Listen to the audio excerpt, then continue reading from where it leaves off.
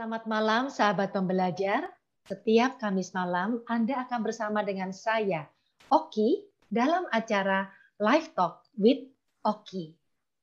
Live Talk with Oki akan membahas berbagai macam topik yang ada pada kehidupan kita sehari-hari. Ya, berbagai macam topik ini bisa mencakup keuangan, bisa mencakup juga pengembangan pribadi, bisa juga mencakup pajak, bisnis, dan lain-lainnya. Nah, pada malam hari ini kita akan kedatangan seorang yang luar biasa, ya. Teman-teman mungkin kalau seumuran sama saya, sama Mbak Baby pasti pernah melihat Mbak Baby, ya. Yaitu seorang saat ini Mbak Baby sebagai founder dan trainer dari Soft Skill Center, ya. Dan Mbak Baby ini pada malam hari ini akan berbicara mengenai pentingnya soft skill di dunia sosial dan profesional. Baik, kita sapa dulu Mbak Baby. Selamat malam Mbak Baby. Selamat malam. Apa kabarnya? Alhamdulillah, puji Tuhan, semua baik dan mudah-mudahan teman-teman di sini juga baik lahir dan batin. Iya, kita nomor satu kalau sudah sehat itu rasanya sudah alhamdulillah banget ya Mbak Baby ya. Alhamdulillah, iya. Iya.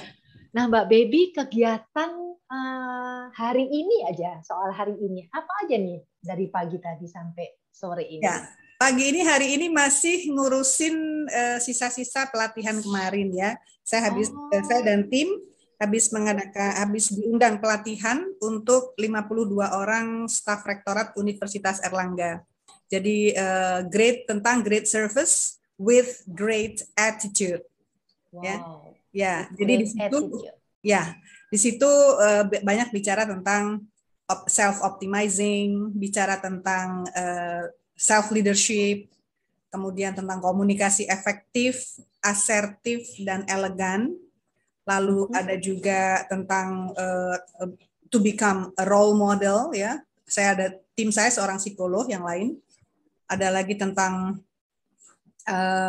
handling complaints ya, with great attitude. Wah, ini mencakupnya banyak sekali ya. Dalam berapa hari itu Mbak Baby? 3 hari. Oh, 3 hari. Ya. Makanya cukup luas ya. Ya, 3 hari sepenuh hari ya. 3 hari sepenuh hari. Ya, alhamdulillah. Nah, hari ini tadi masih menyelesaikan yang urusan sambungan dari misalnya kita mau bikin report dan lain-lain dan merencanakan untuk insya Allah akan ada undangan dari Jakarta. Tim kami akan diundang ke Jakarta untuk memberi public speaking skill training dan kepada siapa nih public speaking? Kepada sebuah kementerian. Oh, sebuah kementerian. Ya. Kemudian juga breaking mental block. Breaking mental block supaya berani. Kemudian satu lagi saya bikin materi yaitu tentang the power of self belief. Kok kayaknya materinya banyak dan beragam ya. Ini yang ada di punyanya Mbak Baby ini ya, Soft Skill Center ini ya. Jadi pelatihannya sangat-sangat bervariasi ya Mbak Baby ya. Karena memang soft skills itu banyak sekali. It is about us gitu loh. It is about us. How we think, how we decide, how we act gitu ya. How we act, how we plan, how we execute gitu. Itu sangat matter of soft skills. Hard skill, kalau mungkin teman-teman di sini ada yang belum tahu ya, kalau ilmu itu kita sebutnya hard skill ya. Misalnya ilmu matematika, ilmu bumi, ilmu ukur, geometri, ilmu psikologi, ilmu kedokteran, ilmu ekonomi dan lain-lain itu hard skill ya, artinya ilmu pengetahuan dan wawasan. Tapi kalau soft skill ini saya berani bilang bahwa justru itu setinggi apa, selebar apa, sejauh apa, seluas apa hard skill itu akan dibawa, itu yang bawa adalah soft skills. Soft skillnya. Ya, yang bawa adalah soft skills. Gitu. Ya, segitu dulu. Jadi dua-duanya benar-benar harus saling mendukung ya. Orang kalau yang soft skillnya bagus tapi hard skillnya nggak bagus, itu juga akan jadi masalah kan? Iya, Karena apa iya. yang dikatakannya jadi nggak mutu gitu ya. Iya, betul sekali. Jadi Kalau kebalikan juga sama ya. kalau kebalikan ya dia tidak bisa misalnya bergaul sama orang, tidak tahu manner, dia pintar tapi tidak disukai, pintar tapi tidak ada yang mengajak, pintar tapi tidak ada yang mendukung, misalnya seperti itu. Iya, iya. Dan apa yang disampaikan jadi nggak jelas juga, nggak bisa Hmm, diterima oleh orang Iya, yang jadi ya. misalnya misalnya di dalam soft skill salah satu soft skills itu adalah misalnya humble, ya, humility, ya, kerendahan hati. Mhm. Kalau Anda pintar tapi Anda sombong, arogan gitu, will people like you? Will people cooperate with you? Iya, Gitu kan? enggak ya.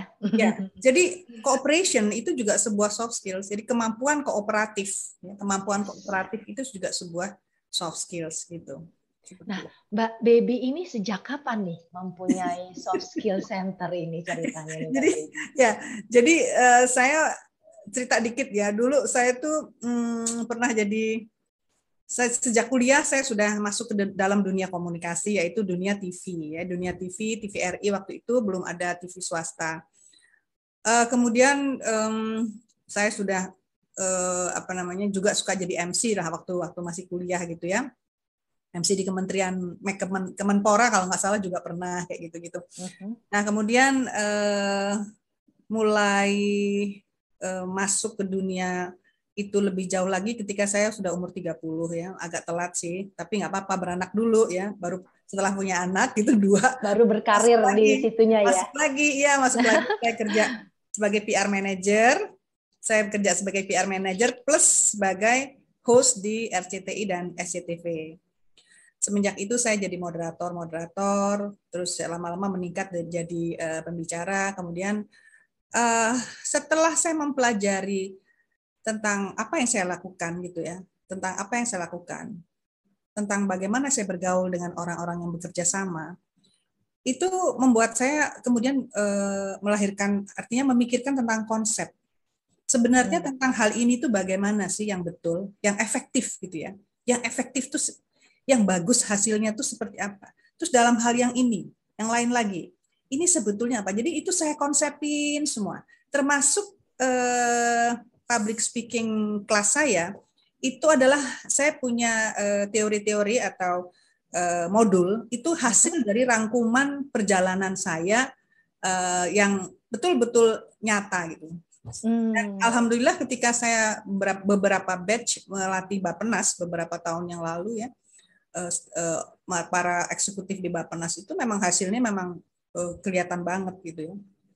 Jadi saya tidak mengambil dari buku kemudian saya mengajar teori, bukan, tapi saya mengajar how to speak yang baik, yang jelas, yang megah, yang berkualitas gitu loh. Bukan, kan ada orang-orang yang begini, mereka pikir public speaking class adalah mengajari orang yang penting bisa bicara, berani bicara. Bukan cuma itu. Berani dan bisa itu baru tahap yang satu. Sebetulnya tujuannya adalah supaya kita bisa become a great speaker gitu ya. A great speaker gitu. Tujuannya itu. Nah, hal-hal yang saya lakukan kemudian saya konsep-konsepkan gitu ya, saya pikir-pikirkan sehingga oke, dan kemudian bermuaranya kemana gitu loh. Jadi Hmm. ketika sekarang ini saya umur 60 ya, itu makanya bisa sampai jadi buku gitu ya, saya nulis 2 buku, itu adalah hasil juga dari perjalanan pikiran gitu ya, perjalanan pengalaman, perjalanan gagasan seperti itu. Jadi akhirnya saya melihat bahwa semua hal itu adalah soft skills gitu ya. Misalnya keterampilan bagaimana kita seharusnya sebagai pemimpin. Soal saya mengalami banyak hal. Mengalami punya pemimpin yang tidak kapabel, mengalami pemimpin yang tidak kooperatif, yang cuek. Pokoknya saya mengalami banyak hal itu, justru saya berterima kasih kepada Tuhan bahwa ternyata itu menjadikan konsep-konsep pengajaran gitu. Iya, memberikan tambahan wawasan, Ya, tambahan sesuatu ya ya. untuk diri Bahwa it's kita. not supposed to be like that, bahwa it's Ya, supposed to be like this. gitu. Jadi makanya saya selalu bilang bahwa di dalam tiap pengalaman dan kejadian selalu ada pelajaran. Tinggal kita mau nyatet apa enggak, gitu kan ya. Zaman Dan kuliah dulu. kita melihatnya itu sebagai sesuatu yang positif atau cuma lihat jeleknya ya. Ya, Kalau lihat jeleknya kan kita cuma, aduh nyebelin banget sih nih orang. ya, Aduh ngapain sih gini ya. Dan ya, kemudian kita tidak menarik pelajaran dari situ. betul. Padahal Benar-benar. padahal di setiap peristiwa itu Tuhan tuh baik banget. Itu gila itu, penuh dengan pelajaran. Lessonnya macam-macam. Kepahitan-kepahitan apapun, setiap orang tuh pernah punya kepahitan, ya, pernah punya kegagalan, pernah punya luka. Everybody. Waktunya masing-masing. Waktunya sendiri-sendiri. Nah, sekarang kita mau ambil itu sebagai apa? Karena di situ itu pendewasaannya, kemudian apalagi kalau kita ya, kalau Mbak Oki, saya itu kan bergerak dalam bidang training ya. Itu sebenarnya itu modal kita mengajar tuh adalah justru dari luka-luka itu gitu ya. Dan kita berpikir, kita menganalisis ini yang benar gimana ya harusnya gitu kan. Kemudian kita cari dong referensi-referensi, pasti ya referensi. Oh ternyata benar ya, ternyata benar kayak gitu loh. Jadi hubungan antara misalnya soft skills dengan karir ya, kemudian dengan personal brand, kemudian dengan achievement, kemudian dengan self optimizing, itu sangat connected banget gitu. Iya, benar sekali sih, Mbak Baby. Nah, kalau soal saya tertarik dengan public speaking ya, yang Mbak Baby tadi katakan ya, boleh nggak sih kita dikasih 3 hal aja yang paling menurut Mbak Baby ya, menurut pengalaman Mbak Baby itu paling penting? Ya, yang paling penting adalah mau berlatih. Karena public speaking is like singing. It's like singing. Kita harus banyak latihan. Bahwa seorang saya bicara seperti ini bukan hasil tiba-tiba. Bukan. Ini hasil dari latihan. Saya dulu belum ada TV swasta, itu saya selalu latihan sendiri. Latihan artikulasi, latihan intonasi. Saya belajar sendiri, padahal nggak tahu mau kemana. Artinya waktu itu belum ada TV swasta. Nah, ketika SCTV, RCTI waktu itu cari seorang host, saya juga nggak sengaja, saya tidak melamar gitu ya. Saya pas kebetulan jemput om saya di RCTI, om saya bilang, boleh nggak saudara gue nih, ponakan gue nih, ikut. Saya jadi bingung, ikut apaan? Ya ikut itu loh, audisi gitu. Ya udah, tiba-tiba disuruh magrok gitu di depan kamera. Ayo dong ngomong. Ngomong apaan? Ya karena saya sudah terbiasa, saya sudah trained, saya terlatih, maka ya automatically itu ya muncul gitu aja. Jadi bukan karena saya paling cantik atau karena saya paling muda. Yang lain tuh ada 5 orang yang lain tuh muda-muda, cantik-cantik, keren-keren. Cuman mereka tidak terlatih. Makanya saya bilang bahwa keterampilan public speaking ini adalah keterampilan yang butuh latihan. Latihannya luar biasa. Latihan dan latihan ya. Oke, itu yang pertama ya. Apalagi yang kedua, Mbak Baby? Yang kedua apa ya? Yang kedua boleh nggak saya bilang kedua tuh latihan lagi? Oh, 2 latihan lagi ya. Yang kedua itu adalah saya kok tertarik tentang wawasan ya. Jadi gini, seorang speaker ketika tidak memegang kertas, ya, tidak baca, dia bisa bicara. Kenapa? Karena wawasannya luas dan luas. Wawasannya itu luas dan luas, gitu. Luas itu cara ngomongnya? Ya mau apapun. Okay. I mean like this. Ketika kita bicara tentang timun aja, ya sederhana. Seorang public speaker bisa bicara setengah jam tentang timun. Timun. Dia luas gitu ya. Jadi gini, kenapa kok kita perlu latihan berbicara? Karena berbicara, membaca itu kita latihan ya, kita senam mulut, senam bahasa, senam informasi. Jadi luwes gitu. Terus wawasan tadi adalah untuk bikin luwes pengetahuan kita. Ya, gitu. Gitu. Jadi kreatif ya, kemudian kreatif. Seorang public speaker menurut saya harus kreatif. Harus kreatif melihat misalnya audiensnya siapa, terus kemudian bagaimana supaya kita bisa create the ambience ya, create the ambience, menciptakan suasana. Saya sering dalam kelas saya mengajarkan begini. Nomor 1, di teori saya nomor 1 itu saya letakkan suara. Kenapa suara? Karena suara itu kalau Anda jadi MC misalnya, itu bisa sangat membangun suasana, kesan suasana. Jadi gini, ketika Anda menjadi seorang MC misalnya sebuah konferensi ya internasional gitu ya. Suara Anda pertama itu sudah bisa seolah menciptakan bahwa akan seperti apa, akan semegah apa konferensi itu. Ya, jadi ketika kualitas suara yang sebetulnya merupakan pemberian juga dari Tuhan ya. Suara itu pemberian Tuhan pasti. Tapi bagaimana menata suara itu bisa diatur. Itu bisa diatur. Jadi misalnya contoh saya dulu waktu masih umur 30-an gitu ya kan saya sering memandu-mandu acara menteri ya ketika ada di pejabat-pejabat lah waktu ada acara di Surabaya gitu ya.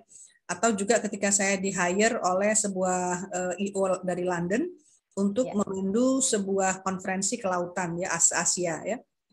Itu saya harus betul-betul jadi suara kita ini sangat bisa mempengaruhi kesan orang terhadap wow. Jadi kesan akan membangun semegah ini acara ini yang akan terjadi. Itu bisa dari suara MC. Misalnya seperti itu. Gitu. Iya. Makanya kalau suara biasa ya mungkin fee-nya 500, tapi kalau suara yang bagus 5 juta bedanya. Kaceknya banyak ya. Saya selalu godain murid-murid saya, ayo katanya mau 5 juta. Gitu. Iya sih benar banget ya. Tapi kalau ini sih pendapat saya pribadi ya. Kalau misalnya saya merasa gini, kualitas suara seseorang itu memang sudah ada kan dari dalam ya. Yeah. Ada misalnya suaranya memang misalnya nih maaf yang suaranya udah agak kecil atau cempreng gitu ya. Nah itu kalau pengalaman Mbak Baby, apakah itu juga bisa dilatih atau hanya dikurangi aja? Atau bisa nggak sampai jadi hebat gitu? Bisa dilatih. Bisa. Jadi ada orang yang suaranya lemah ya, lembut gitu ya. Itu ada caranya. Terus yang cempreng gitu ya, ada caranya.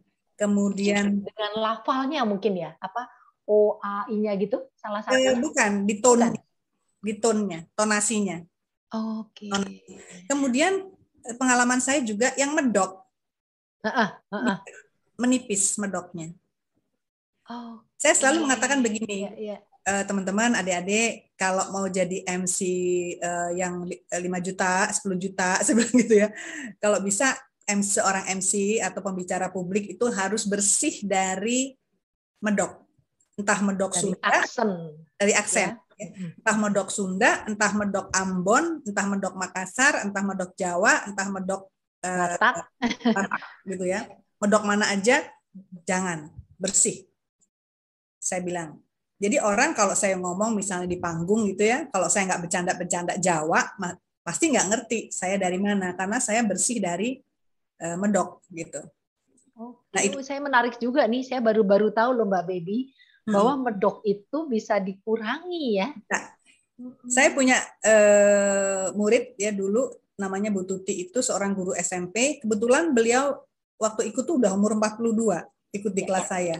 Tapi beliau itu senang jadi MC gitu ya, dan bahkan sudah mendapat fee lah gitu ya. Terus beliau pengen banget gimana caranya bisa jadi MC yang lebih mahal gitu ya. saya pikir, waduh, Bu Tuti ini medoknya. Wah, berusaha sekuat tenaga kami. Jadi antara guru dan muridnya itu harus betul-betul serius gitu. Alhamdulillah menipis. Wah, Alhamdulillah menipis. Ya. menarik nih, Mbak Baby. Memang kalau dalam satu kelas gitu ya, kira-kira kalau kayak public speaking itu banyak orang atau agak privat gitu? Sedikit. Sedikit Jadi, ya. Jadi perhatiannya bisa banyak ya dari bukan sang perhatiannya, guru ya. kesempatan mereka latihan yang paling penting. Yes. Karena saya ngomong mereka ikut. Jadi isinya tuh kelas saya isinya ya mendengarkan, menirukan, mengulangi, menirukan ya. Pokoknya mereka bersuara terus melakukan ya. Kemudian melatih diri itu terus akan bicara terus. Saya tuh hanya bicara 30%. Yang 70% mereka gitu. I see. Nah, itu saya tidak pernah bisa menerima lebih dari 12. Iya, iya. Karena saya tahu memberi kesempatan mereka ya. Karena saya tahu mereka murid tidak tahu bahwa 20 orang itu merugikan mereka, tapi saya tahu. Jadi saya nggak dapat duit banyak, tapi saya bisa memberi banyak. Itu soft skill. Yeah. Ini kesadaran soft skill.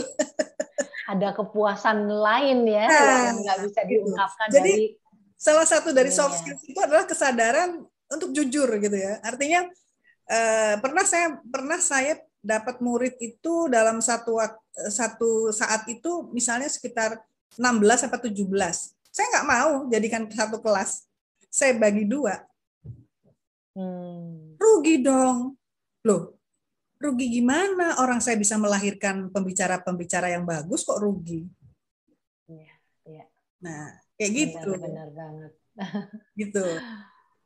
Nah, akhirnya mereka alhamdulillah mereka udah waktu itu ya udah ada yang di Hard Rock Bali, ada yang di TPI, ada yang udah di mana-mana saya udah nggak ngerti deh. Gitu. Iya, Mbak Baby. Itu, Pak Oki. Nah, kalau sehubungan dengan soft skill ya, di sini kan bilang pentingnya soft skill untuk kita ya, untuk dunia profesional juga. Selain tadi public speaking, apalagi Mbak Baby bisa sebutkan? Misalnya tadi itu ya, kalau soft skills itu ya ada 2 hal ya, skill tentang 2 hal.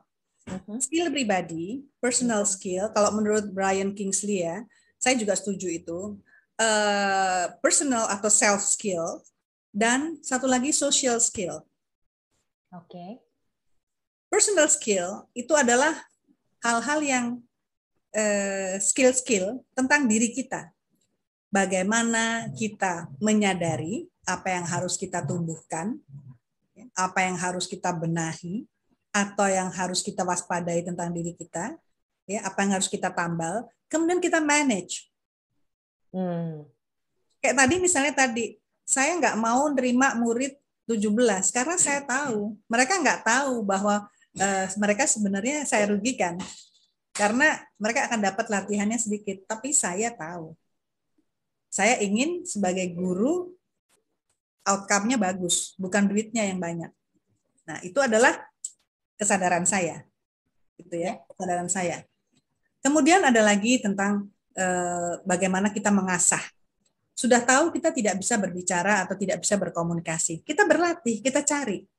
Jadi artinya kita harus menumbuhkan diri. Jadi self skill itu, personal skill itu ada bagaimana kita menumbuhkan diri, bagaimana kita menata diri, bagaimana kita mengorganisir diri, bagaimana kita mengarahkan diri kemana, seperti apa. Ya, ini personal skill. Ya, bagaimana kita meningkatkan kemampuan komunikasi, kemampuan kesantunan, kemampuan negosiasi. Jadi kita ada self awareness ya, yang kemudian kita manage. Oke. Nah, apakah berarti bahwa kita sebelum masuk ke situ kita mengenal diri dulu, masuk ke dalam diri dulu? Ya. Kemudian bisa menulis kelebihan, kekurangan, dan kemudian baru kita mau lakukan apa untuk menaikkan potensi. Iya. Self awareness itu bisa datang dari diri kita sendiri, bisa karena kita mendengar dari orang lain. Oh, ternyata ada seperti itu ya.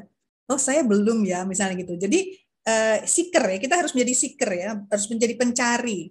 Dan juga bisa juga kita bertanya pada teman-teman kita gitu. Artinya kita banyak belajar. Kita banyak belajar dari orang lain, dari manapun juga untuk lebih mengenal diri kita gitu ya. Misalnya kita lebih banyak berpikir lah, lebih banyak berpikir untuk apa ya? Lebih banyak berpikir untuk aku ini udah sampai mana, atau aku harus bagaimana gitu ya. Kemudian menyadari bahwa masih banyak yang belum kita belum kita kuasai. Misalnya kita belum optimize gitu ya, kita belum optimize misalnya. Jadi saya punya istilah yang namanya self optimizing ya. Self optimizing itu ya itu tadi, dengan kalau kita punya kesadaran untuk self optimizing, maka apapun menjadi menarik untuk kita pelajari gitu ya, menarik untuk kita pelajari. Kemudian ketika kita sudah tahu bahwa kita ini sepertinya saya harus begini, maka kita manage. Salah satu manajemennya adalah, jadi gini, soft skill itu adalah hal-hal yang harus kita pahami, ya, harus kita latih, harus kita jadikan keunggulan, ya, dan harus terus kita tingkatkan. Gitu. Jadi nggak bisa, soft skill itu adalah hal yang harus kita latih. Misalnya manner ya, manner itu kan oke, kita pahami, tapi kita latih, kita biasakan jadi pemahaman, jadi latihan, jadi kebiasaan, akhirnya jadi keunggulan. Iya, ya, benar juga ya. Jadi kita dengan memahami tadi diri kita sendiri, dan kemudian kita bisa tahu, kita kemudian latih, kita bahkan bisa menjadi keunggulan. Sebetulnya itu sangat-sangat menarik ya. Jadi kita bukan melihat itu sebagai satu kekurangan, tapi kekurangan itulah malah bisa menjadi keunggulan kita ya. Ya, setelah kita manage. Setelah kita manage. Caranya misalnya nih kemarin teman-teman di UNER gitu ya.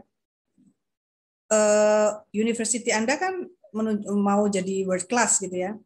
Lalu Anda sadari dong, saya bilang gitu. Wah, ini world class, kita berhubungan banyak dengan pihak luar negeri. Berarti saya harus apa sebagai staf rektorat? Harus ngejar tuh bahasa Inggrisnya, iya kan? Misalnya gitu. Jadi kita harus gimana? Kita harus belajar phone manner, kita harus belajar Inggrisnya gitu kan? Harus kayak gitulah. Jadi harus optimize, harus self optimizing sesuai dengan visi ya, sesuai dengan visi yang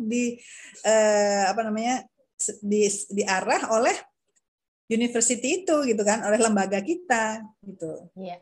Seperti itu. Benar banget. Nah, tadi yang pertama kan untuk kita ya. Tadi ada yang keduanya? Social skill. Ya.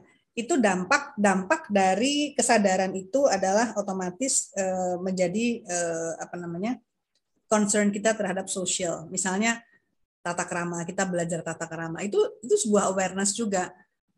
Anda tentu tahu ya bahwa tidak semua orang itu sudah paham tata krama. Ada orang yang barusan kami bicarakan gitu ya, kita diskusikan gitu ya. Itu ada orang itu baik hati sebetulnya. Orang itu penolong. Sebetulnya ada orang yang misalnya tipe penolong ya, penolong spontan. Orang itu selalu spontan menolong, emosional menolong gitu ya. Tapi seringkali tidak tahu caranya. Tidak tahu bahwa cara ini tidak etis. Cara itu tidak etis, gitu loh.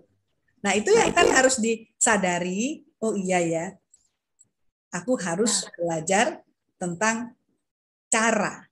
Ya, tentang cara. Nah, dia itu mencarinya dari apa? Karena dia harus lebih banyak membaca buku, atau kemudian bergaul, dan sebagainya gitu. Membaca buku pasti penting ya. Tetapi berdiskusi dengan orang-orang juga sangat penting, terutama mau menerima komen dari orang. Iya, saya tuh sama tim saya yang kebetulan psikolog gitu ya, atau itu mereka mau bilang, Bunda harusnya begini, oke, santai. Bunda, kalau misalnya ini gini gimana? Oh oke ya, jadi enteng-enteng aja gitu, ringan-ringan aja menerima masukan, menerima apa, jangan terlalu salah satu soft skills adalah mungkin tidak terlalu menganggap diri terlalu penting ya, tidak menganggap diri terlalu pintar dan terlalu penting. Iya, iya, iya. Karena kalau begitu itu kita langsung jadi orang yang agak ya bisa arogan gitu ya. Kita Kemudian tidak tutup, kita menerima jadi pendapat orang lain. tutup kepala. Padahal Iya, iya. kalau kita mau self optimizing ya, kita harus open mind and open heart. Ya, Ya kan? ya. Mbak Oki pasti sangat tahu bahwa gimana sesuatu bisa bikin kita pintar kalau kita tutup. Iya. Kita tutup dengan kesombongan, apaan tuh gitu, semuanya AO gitu ya. Nah, kita jadi gimana kita bisa tumbuh kalau kita menutup, gitu kan? Iya, benar banget. Bahkan dengan orang-orang yang kita anggap tuh dan tanda kutip mungkin ya biasa aja, atau mungkin juga dia adalah seorang anak buah kita mungkin atau lebih junior ya, tetap kita sebetulnya bisa belajar sesuatu dari mereka ya. Untuk apa sih kita menghambat atau menutup kreativitas, menutup ide? Jangan salah, ide itu bisa dari langit loh. Anak buah kita, junior kita yang masih berumur 30 tahun, dia bisa dapat ide dari langit yang kita nggak sempat mikir mungkin. Jadi jangan pernah menutup diri untuk mendengarkan ide, untuk menerima ide. Rugi banget gitu loh. Itu bukan sebuah attitude yang menurut saya yang pas gitu kalau kita mau tumbuh. Iya. Nah, ini bagian dari soft skill juga ya, dan ini yang Mbak Baby juga ajarkan ketika Mbak Baby memberikan training-training itu gitu kira-kira ya Mbak Baby? Kira-kira seperti itu ya. Saya dalam training itu mungkin karena saya orang Aceh kali ya. Separuh Aceh. Kenapa nih? Apa ciri-cirinya orang Aceh nih? Enggak, separuh Aceh. Jadi saya ini orangnya tukang bercanda, hobi banget bercanda. Tapi when I'm in the class gitu ya, saya bisa berubah gitu. Artinya berubah itu pas bercanda ya bercanda, tapi ketika harus militan. Saya insya Allah tanggal 29 ini saya harus melatih, saya harus masuk ke sebuah sarang TNI ya, TNI Angkatan Darat gitu. Itu apa namanya sebuah ya mahasiswanya juga dan stafnya juga ya TNI Angkatan Darat gitu ya. Itu apa namanya, ayo dong Ibu ke sana, Pak Jenderalnya ke rumah saya gitu kan. Ngapain nih Pak? Ibu, saya pengen Ibu berbicara tentang soft skill lah di sana gitu. Terus saya bilang, Pak, tapi jangan kaget ya, saya ini cewek, tapi saya militan loh. Oh, nggak apa-apa. Saya ini bukan militer, tapi saya militan. Kenapa? I have reason gitu loh. Saya selalu punya reasoning gitu ya. Saya selalu punya reasoning kenapa. Karena I really want people to understand and apa namanya willingly changing their own attitude gitu ya, their own apa sih optimization kayak gitu loh. Jadi it's not for me gitu loh. Ayo dong gitu loh. Saya ini kalau di kelas pengompor gitu. Saya kalau kayak Mbak Mia juga gitu ya. Saya ini jadi gini, beda antara trainer dan teacher itu beda ya. Trainer and teacher is beda buat saya ya. Trainer itu ya infoing, ya motivating, ya challenging, ya apa encouraging gitu ya. Jadi trainer itu lebih apa ya? Jadi teman untuk berpikir gitu ya, teman untuk berpikir gitu. Kalau menurut saya seperti itu, Mbak. Nah, kalau kita ngobrol soal buku nih, Mbak Baby. Mbak Baby saat ini sudah punya berapa buku nih? Dan apakah semuanya tentang soft skill gitu? Baru 2. Baru 2 ya. Gimana nggak soft skill coba? Habis semuanya soft skills.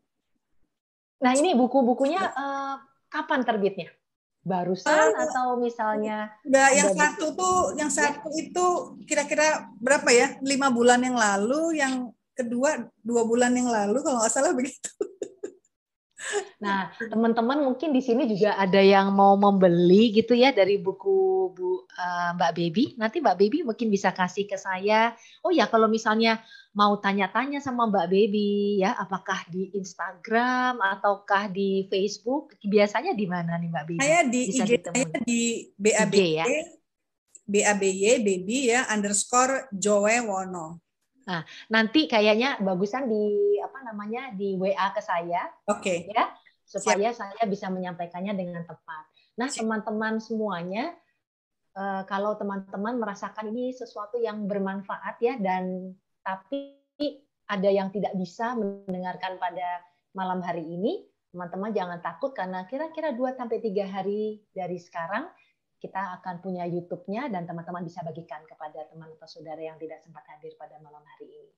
Dan jika teman-teman juga senang dengan acara seperti ini, kita juga punya WA group ya, Indonesia Belajar dari Idayanti Sudiro, kita ada WA grupnya. Di sana kita bisa biasanya informasi nih seperti yang barusan saya tanya ya ke Mbak Baby, itu saya akan berikan di WA grup itu loh Mbak Baby. Jadi kalau mau berkomunikasi lagi, mau tanya-tanya lagi bisa. Nah ya Mbak Baby, satu lagi nih pertanyaan terakhir ya. Nanti habis ini kita akan buka sesi tanya jawab ya. Mungkin nanti di sini akan ada yang bertanya. Kalau dari pelatihan-pelatihan ya yang Mbak Baby adakan gitu ya, yang tanda kutip paling laris atau misalnya Mbak Baby bilang paling banyak permintaan, soft skill yang bagian mana Mbak Baby? Soft skill tergantung dari, kalau sekarang ini lebih ke great service ya. Great service. Great service. Great service. Yang kedua mote. Untuk memiliki karakter mote, more than excellent.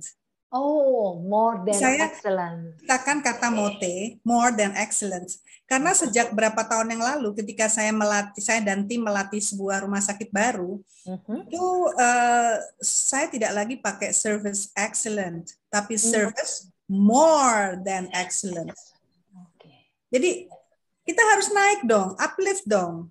Jangan di excellent, nanti di more, harus naik ke more than excellent gitu. Jadi itu yang paling banyak dan mungkin orang-orang juga sudah mulai terbuka ya. Iya ya, karena kalau gitu semua orang punya gitu ya. Ya, di dalam service itu ada people and attitude. Jadi people, awareness and attitude. Itu di dalam service itu. Ya. Gitu. Nah, nanti baru kita breakdown. Bagaimana kita berkomunikasinya, bagaimana kita self leadership kita, bagaimana ketika kita melihat visi kita dan sebagainya. Wah, kayaknya menarik banget nih Mbak Baby. Terima kasih. Banyak banget ini mencakup. Memang kalau dipikir manusia tuh kompleks banget sih ya. Jadi kayak dari tadi Mbak Baby barusan katakan soal komunikasi. Komunikasi itu kan ya bahasa, ya intonasi, ya tekanan ya. Nah, itu yang memang banyak banget yang bisa dipelajari. Pokoknya yang penting harus bisa bicara jelas, ya, indah, bisa bicara jelas, indah, megah, menarik. Kalau Anda punya hard skill yang unggul, kemudian speaking skill Anda unggul, mahal Anda sebagai pembicara. Oke, nah itu teman-teman ya. Nih, teman-teman bisa mengingat-ingat apa yang dikatakan oleh Mbak Baby.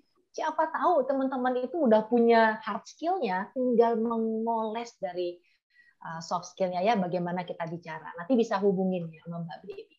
Terima kasih. Iya. Oke, nah Mbak Baby mungkin kita bisa membuka pertanyaan untuk teman-teman ya di sini. Boleh. Ya, kita bisa baca ya. Boleh. Dari Mbak Rosalia, terima kasih sharing dan pengalaman yang luar biasa, semoga bisa bermanfaat. Mohon izin nanti di WA ada sedikit berikan contoh dan poin-poin untuk kami bisa bicara dan latihan dalam komunikasi dan leadership. Wah, itu mungkin nggak ya Mbak Baby? Aduh, jadi harus saya dulu baru Anda gitu loh. Dalam kelas saya ada aktivitas namanya gendong. Gendong itu supaya Anda bisa persis seperti saya gitu ya. Paling tidak Anda dapat contoh dari saya. Anda harus ngikutin saya gitu loh. Saya itu namanya saya gendong. Sampai mateng. Memang capek, tapi ketika hasilnya bagus, saya senang banget gitu. Dan kalau begitu ya, misalnya gini, Mbak Baby tadi kan katakan mengikuti Mbak Baby ya. Itu mungkin sebagai tahap awal ya. Jadi kan dengan kita mengikuti paling tidak kita dapat yang minimal yang bagus itu seperti apa. Paling nggak kita sudah masuk ke sana. Kemudian kita mungkin ada variasi dikit bagian dari kita gitu atau gimana Mbak Mimi? Saya mengajarkan irama ya. Irama Oh, itu irama. saya suruh mereka latihan sehingga mereka bisa punya banyak irama. Misalnya, Oke. contoh ya, Nah, contoh. ini nih Mbak Rosalia, dengerin nih contohnya nih. Contoh. Waktu itu saya ke pasar ditemani Andi. Itu irama. Ya. Waktu itu saya ke pasar ditemani Andi. Irama juga. Waktu itu saya ke pasar ditemani Andi. Irama lagi, yang lain lagi. Iya, iya, iya. Jadi iya. itu baru 3. Bisa bikin. Jadi dalam satu kalimat Anda bisa bikin, untuk satu kalimat Anda bisa bikin banyak irama. Kayak misalnya Banyak irama memberikan arti yang berbeda dan ya, enggak boleh. Jadi makna sense-nya harus tetap ya. Sense-nya harus tetap. Iramanya enggak beda. Misalnya gini. Misalnya irama jazz sama irama keroncong aja udah beda kan. Kalau misalnya lagu aja deh. Indonesia tanah air beta. Tapi saya bisa nyanyiinnya. Indonesia tanah air beta. Bisa kan? Waduh, suaranya kok bagus juga ya Mbak Baby. Sama kan sama Mbak Oki sama bagusnya. Ngomong-ngomong tapi Mbak Baby pernah jadi penyanyi juga nggak? Pernah bikin lagu. Nah iya, pasti deh itu suaranya keren banget. Terima kasih. Pokoknya kelas saya tuh harus selalu fun class. Ya pasti di situ ya jadi hidup terus ya, jadi nggak bosan ya. Iya. Jadi ingat ya kita harus jadi mote ya. Iya, I want to be mote gitu. Itu saya bikin lagunya tuh. Ada lagi Mbak Rosalia nih mengomentari keren. Nada dan intonasi dengan banyak arti seperti irama lagu. Dan banyak arti seperti irama lagu. Yes. Nah, ada pertanyaan dari Pak Hang ya, Mbak Baby ya. Bagaimana untuk membuat soft skill agar suara tidak terkesan keras dan cenderung dianggap galak atau pemarah? Nah, ini gimana nih Mbak Baby? Soft skill dengan agar suaranya tidak terkesan keras dan cenderung dianggap galak atau marah. Oke. Agar tidak dianggap nada kita, Pak. Pak atau Bu ini? Nada. Pak Hang, namanya Pak Hang Raharjo. Nada, Pak. Nada. Nada, dan jangan lupa kita punya senyum. Ya, kita punya senyum ya. Dalam psikologi kalau saya tidak salah itu yang namanya asertif itu kita bisa mengatakan tidak tapi tanpa keras, tanpa kasar ya. Kalau kita bicara sesuatu supaya kita tidak dianggap galak gitu ya. Jangan lupa kita punya alat yang diberikan oleh Tuhan yang namanya wajah. Wajah kita bisa ramah dalam ketika kita sedang bicara. Gitu. Dan bahkan kalau kita senyum itu kita nggak usah ngelihat mukanya, kita tahu kalau dia lagi ngomong sambil senyum ya Mbak Baby ya. True. Bahkan kalau orang yang udah jago ngomong nih, kalau udah orang-orang yang mungkin marketer yang jagoan-jagoan itu, dia lagi ngomong itu yang sangat ramah gitu. Cara bicaranya itu sangat terdengar sounds very friendly gitu ya. Kelihatan bahwa dia sedang bicara dengan sambil tersenyum. Gitu. Itu kelihatan. Makanya ya itulah itu salah satu dari skill ya, dari skill kayak telemarketing ya, dan kita bicara dengan nada yang ramah itu sebuah soft skill juga. Dan sekali lagi soft skill itu adalah skill-skill yang harus dipahami kenapanya, untuk apa, dilatih, dibiasakan dan dijadikan keunggulan. Contoh kalau dalam Islam ada sholat tahajud, kalau di dalam Nasrani ada doa novena misalnya gitu ya. Orang kalau nggak paham pasti gila bisa pada bangun pagi gitu ya. Karena biasa kan? Karena terbiasa sehingga karena sudah dilatih, terbiasa maka jadi keunggulan. Jadi bisa kan? Nah, semua yang diniati, saya yakin banget semua yang diniati dengan keras dan tekad, insya Allah bisa. Nah, demikian ya Pak Hang. Semoga menjawab Nah, kalau Pak Hang masih ada kurang jelas, Pak Hang juga bisa buka mikrofonnya ya Pak Hang. Ini soalnya teman saya nih, kalau Pak Hang Boleh, Mbak monggo. Baby. Silakan, monggo. Iya. Nah, di sini ada komentar lagi. Oh, nah itulah kadang-kadang yang membuat ragam lisan dan ragam tulisan berbeda. Iya, Ya. benar ya. Kalau dengan suara juga kan bisa beda ya. Ya. Kemudian Mbak Rosalia menulis lagi, paham. Jadi ingat saya waktu belajar public speaking dari John Robert Power tahun 79-an. Hehehe, katanya gitu. Izin nggak buka video katanya. Nah, teman-teman semua di sini sudah ada 2 pertanyaan tadi dari Mbak Rosalia dan dari Pak Hang.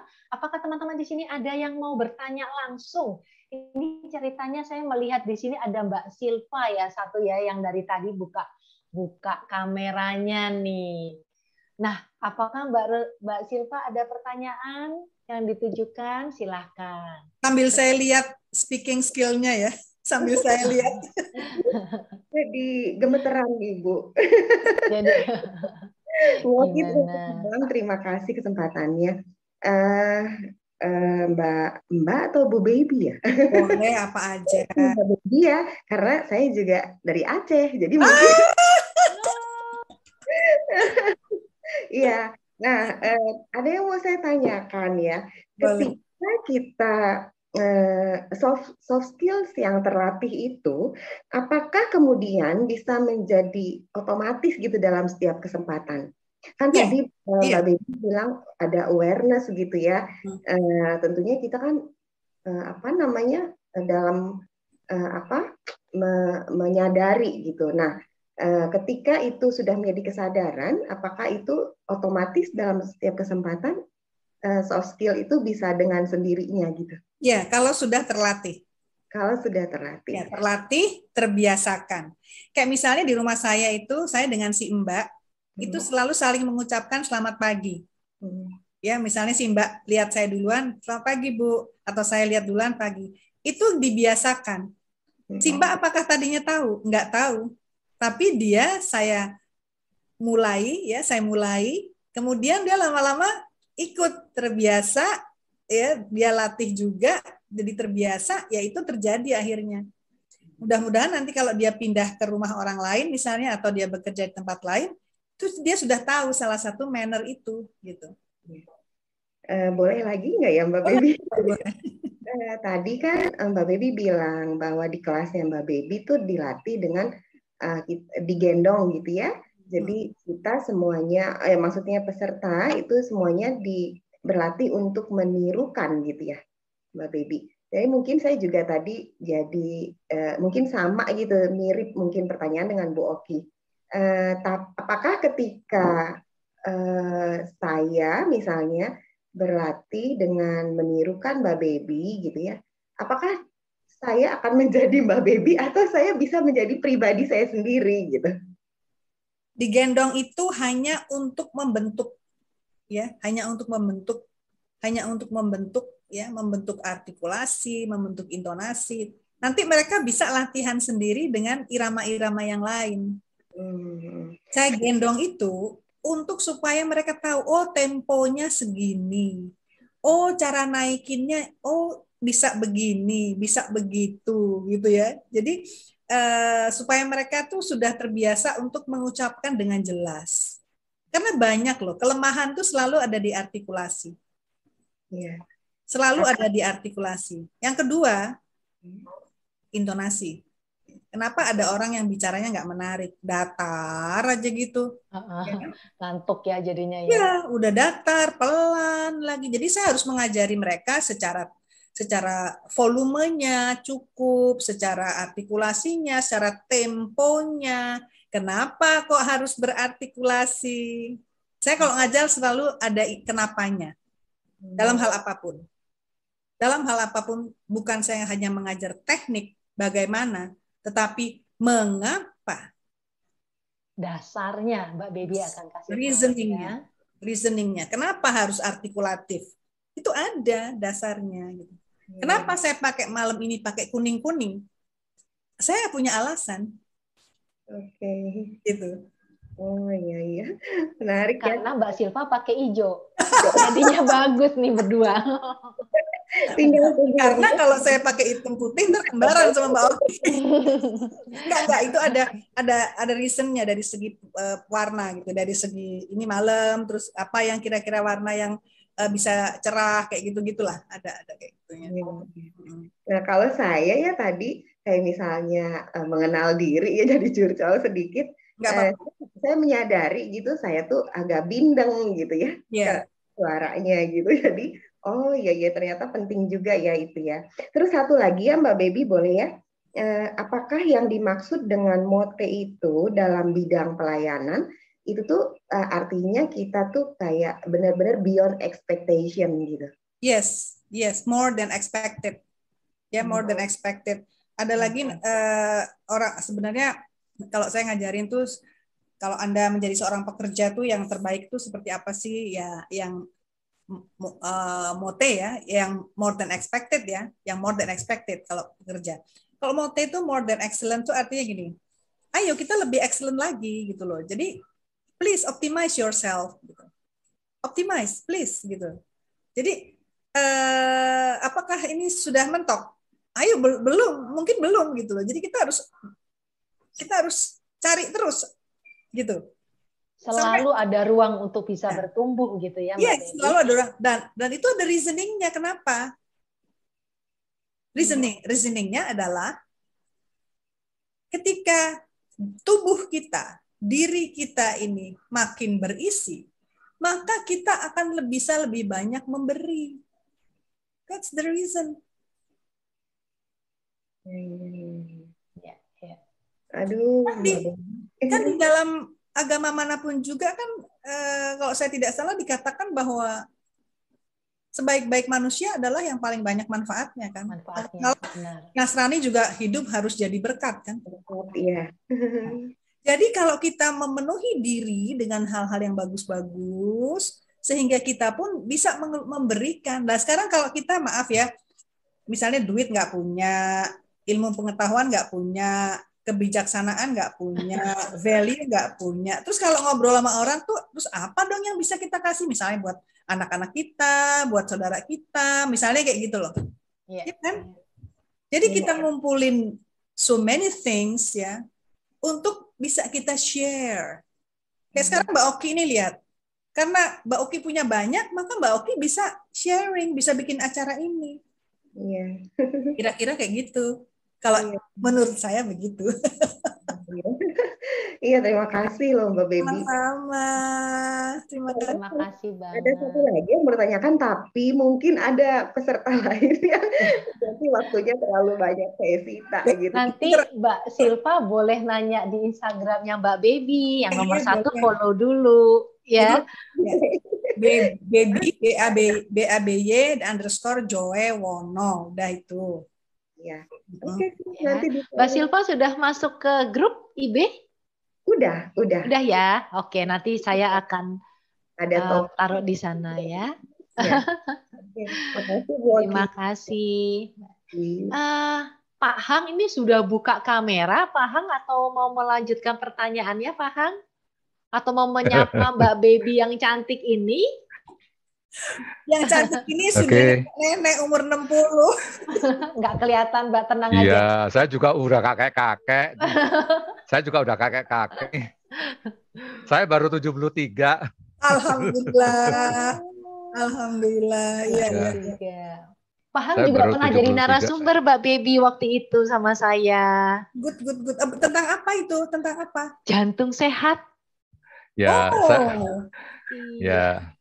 saya kebetulan ya kadang-kadang sering berbicara juga entah di sini, entah di mana, kadang-kadang juga di TV juga pernah juga gitu. Jadi artinya ilmu yang disebarkan oleh Mbak Baby itu kayaknya saya harus mengguru betul-betul nih. Karena saya merasa kadang-kadang banyak orang itu tadi yang saya katakan itu kalau saya ngomong, saya kan kepengennya, mohon maaf, saya kepengennya kalau bicara ya kalau yang kepengen yang betul gitu loh. Nah, untuk kebetulan untuk yang betul itu kadang-kadang, nah ini jadi suka terpancing agak ngotot itu.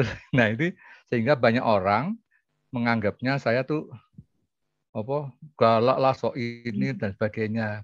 Nah itu termasuk juga mahasiswa saya juga kadang-kadang suka pada takut gitu. Pak Hang ini maaf dokter ya? Oh bukan. Bukan. Saya juris, saya ngajar di Fakultas Hukum dulu. Oh, oke. Iya, baik. Ya. Tapi sekarang saya ini terjun di klub jantung sehat itu udah agak lama. Saya sejak tahun 83 saya di Yayasan Jantung Indonesia di klub jantung sehat berbicara soal kesehatan jantung dan olahraga untuk jantung sehat gitu. Ya, baik. Gitu. Ya. Saya dari 1 menit 2 menit Pak Hang bicara, saya sudah tahu kira-kira cara Anda bicara. Sudah bisa melihat. Nah, itu makanya saya mohon petunjuk gitu ya. Ya. Gimana Mbak Baby? Tapi jangan ditunjuk-tunjuk ya. Tapi nih. jangan ditunjuk-tunjuk. Jadi kepingin bagaimana seyogianya sebaiknya cara saya bicara, cara saya mengeluarkan pendapat dan sebagainya, sehingga tidak terkesan sok mau menang sendiri atau sok mau pinter gitu loh. Padahal itu yang memang harus, yang benernya gimana gitu loh. Jadi mungkin pengen bicara lebih hangat gitu kali Pak ya. Jadi gini, ya jelas saya kepengen apa yang betul itu tersampaikan, tapi dengan tidak membuat orang sakit hati atau apa dan sebagainya. Kadang-kadang orang kan ada kalau dia udah berpendapat itu dianggapnya itulah yang paling benar, dan padahal itu hal yang keliru gitu. Apalagi kalau misalnya hal itu saya yakini betul, saya sudah menekuninya dan sebagainya. Itu dari pengalaman, dari ini dan sebagainya. Itu kadang-kadang gitu. Jadi suka dianggap sok tahu loh gitu. Kadang-kadang. Iya, kadang-kadang jadi suka adu gitu. Padahal itu yang saya nyatakan itu yang betul gitu loh. Iya. Misalnya, ini salah satu contoh aja. Salah satu contoh aja, Mbak Bibi. Misalnya gini, soal kayak pandemi kemarin, COVID itu. Itu kan kita jelas bahwa kita harus ada jaga jarak, pakai masker, dan sebagainya, apalagi berkumpul gitu kan. Nah, tetapi waktu saya ngomong begitu tuh, alah sok tahu sendiri loh, kayak yang enggak ini aja. Kita udah tahu soal itu, kita bosen.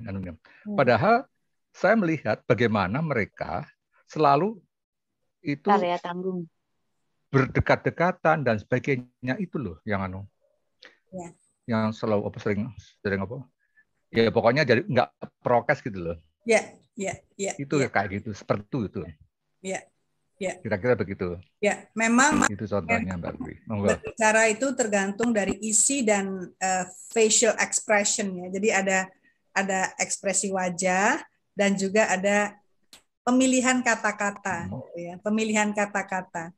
Jadi humility itu bisa kita upayakan melalui pemilihan kata-kata, gitu ya. Terus dengan ekspresi wajah juga, gitu ya.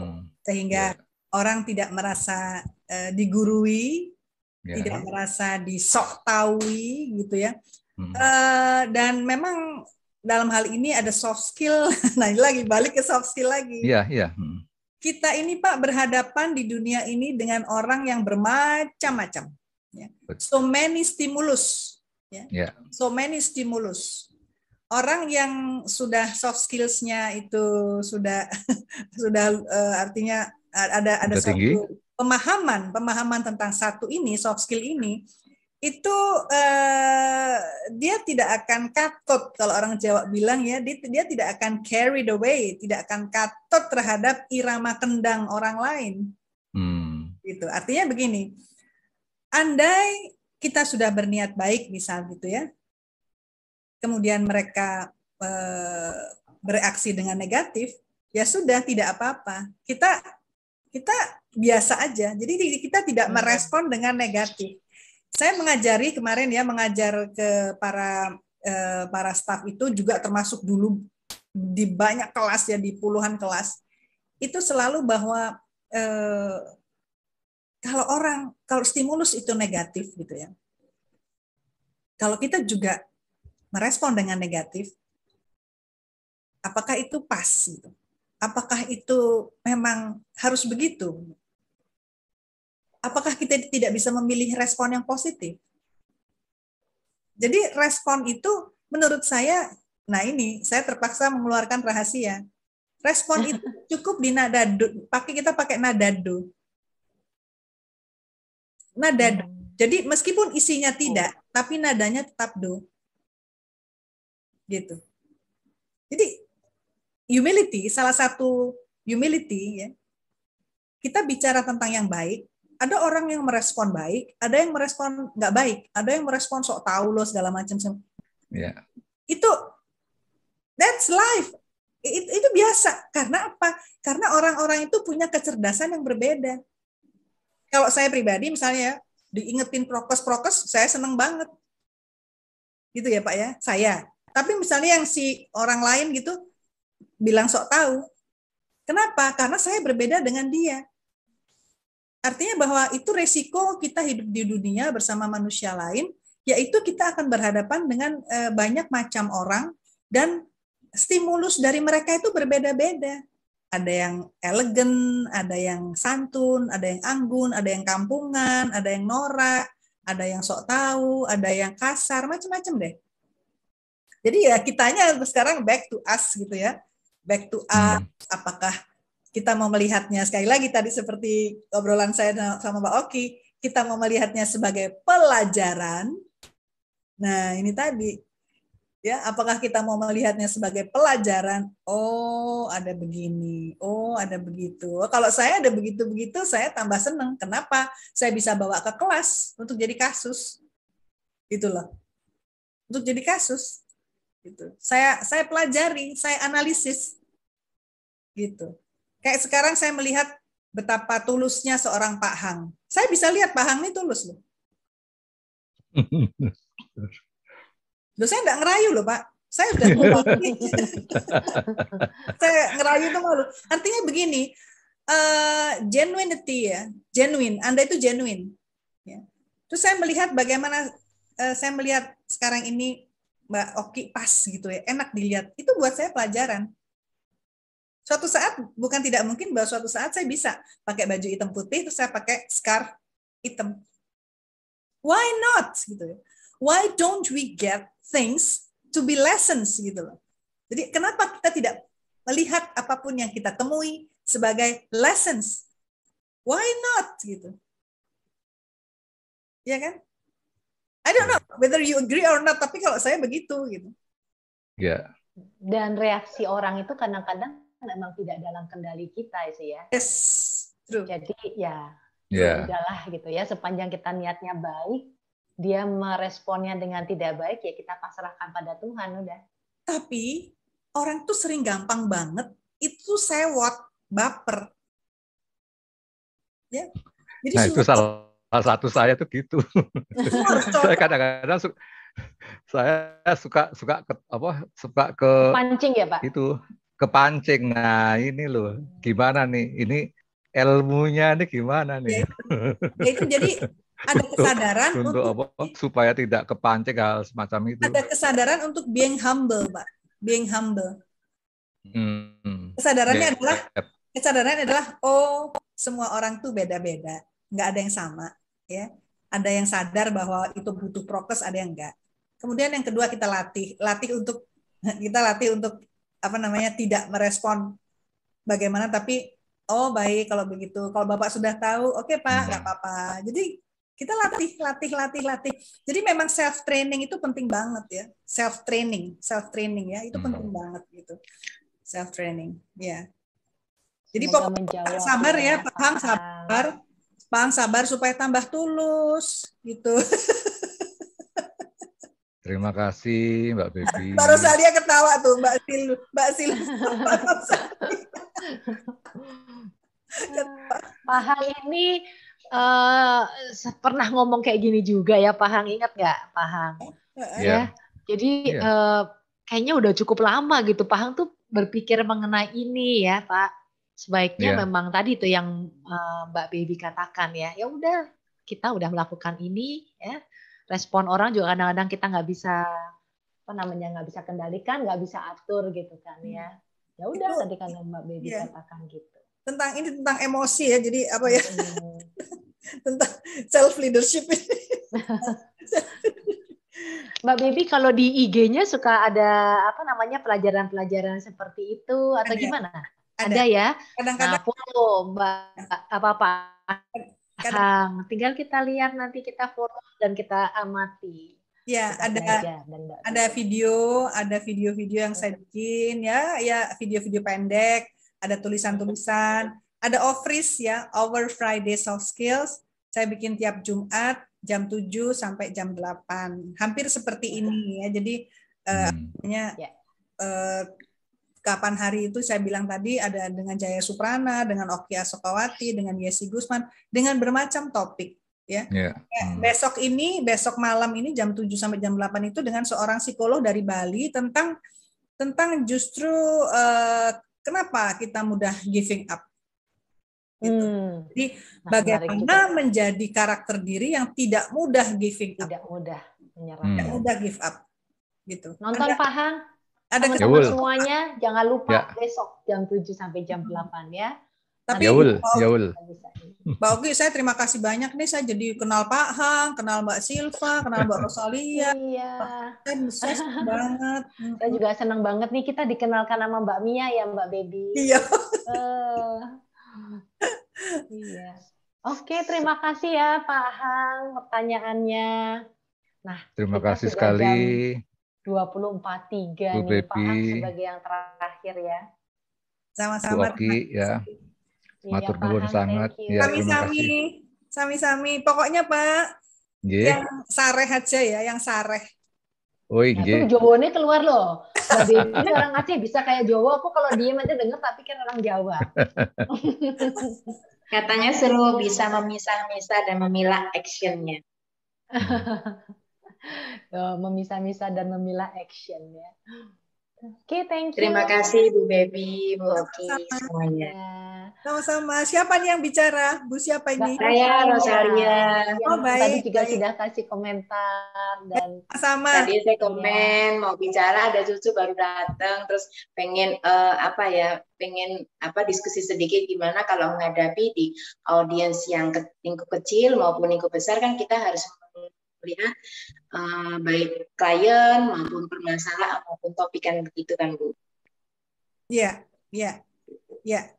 Yang penting jangan khawatir, kita masih bisa belajar. Artinya gini, kita punya alat aparel, kita punya aparel yang diberikan oleh Tuhan ya. Yaitu ada wajah, ada mata, ada mulut, ada suara dan sebagainya. Kita optimize itu. Kita optimize itu untuk apa? Untuk mengoptimize profesi kita. Untuk mengoptimize profesi kita, kita gunakan semua yang diberikan Tuhan ini, kita optimasikan. Masih bisa. Tapi ya sekali lagi butuh proses ya, butuh belajar, butuh kesabaran belajar. Gitu. Siap. Setuju saya. Terima kasih Mbak Baby, terima kasih Bu Rosalia. Mbak Baby, sama-sama. Sebagai terakhir, mungkin Mbak Baby bisa berikan sebuah kalimat ya untuk menyemangati kita atau sebuah apa yang bisa berkesan buat kita pada malam hari ini. Silahkan Mbak Baby sebagai kalimat penutup. Waduh, kalimat apa ya? Oke. Di dalam kehidupan ini, tidak ada yang tidak mungkin. Karena Tuhan sendiri yang memberikan kemungkinan itu. Tergantung apakah kita akan mengambil kemungkinan itu. Itu aja. Wah, keren. Nothing is terima impossible. kasih. Jadi Tuhan sudah memberikan kemungkinan itu, tinggal kita mau melakukannya apa tidak ya, untuk membuatnya itu terjadi ya Mbak Baby ya. Akhirnya balik lagi, self-optimizing. Iya, kita sendiri yang mesti melakukan sesuatu. Yes. Oke, terima kasih banyak Mbak Baby atas sharingnya pada malam hari ini. Terima kasih juga teman-teman semuanya yang sudah hadir. Kita akan tutup dengan foto bersama ya, Mbak Endah, bisa bantu? Ya, Bu. Yang lainnya kalau yang ada di depan kamera pada saat ini bisa tolong dibuka. Ada Mbak Eni. Selamat malam Mbak Eni. Selamat malam sahabat pembelajar semua. Silakan kameranya dibuka. Kita foto satu kali ya. Ada Mbak Linda. Terima kasih. Terima kasih. Sekali lagi terima kasih Mbak Baby. Terima kasih semuanya. Salam sukses. Selamat malam, selamat istirahat. Selamat malam. Selamat malam, terima kasih. Salam sehat untuk semuanya. Sehat lah. Salam sehat untuk Sama-sama. semuanya. Terima kasih Bogi, Bu Baby, dan Terima semuanya. kasih.